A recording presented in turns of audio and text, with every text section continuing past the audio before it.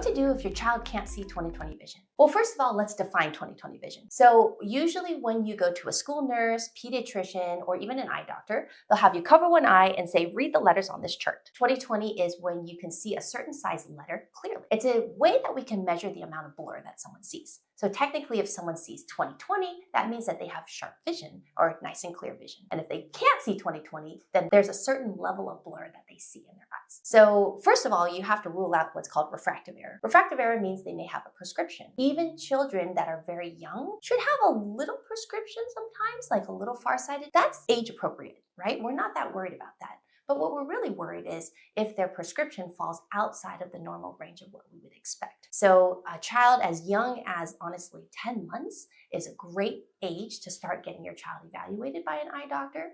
And they'll do the cool screening at the pediatrician, they'll take the picture, but it may not necessarily catch everything as much as a comprehensive eye exam can do. So first of all, you'll rule out refractive error. There's myopia, which is nearsightedness, hyperopia, which is farsightedness, and astigmatism. Astigmatism means the eye is a little oval shape, and that can cause like shadows or like a little bit of blur in their vision if they have too much oval shape.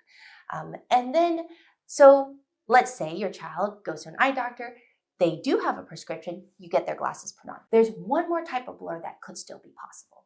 And this type of blur is called amblyopia. And that's when your child, even with wearing glasses, still sees blurry. Now you're gonna say, wait a minute, that doesn't make sense. Why do they see blurry? Their glasses should work, shouldn't it? Well, remember, vision is partially in the eyes, but it's also in the brain. If you have a child that has a higher prescription and you put glasses on for the first time, their brain may not accept the clearest picture. And that's how you know that the pathway between the eyes and the brain needs to be woken up a bit more. That's called amblyopia. So these are all certain things that you should screen for if your child doesn't pass that vision test at the pediatrician's office or the school nurse. We should look for refractive error, and we should also be looking for good news is all of these things can be fixed with simply a pair of glasses, some contact lenses, or some vision exercises.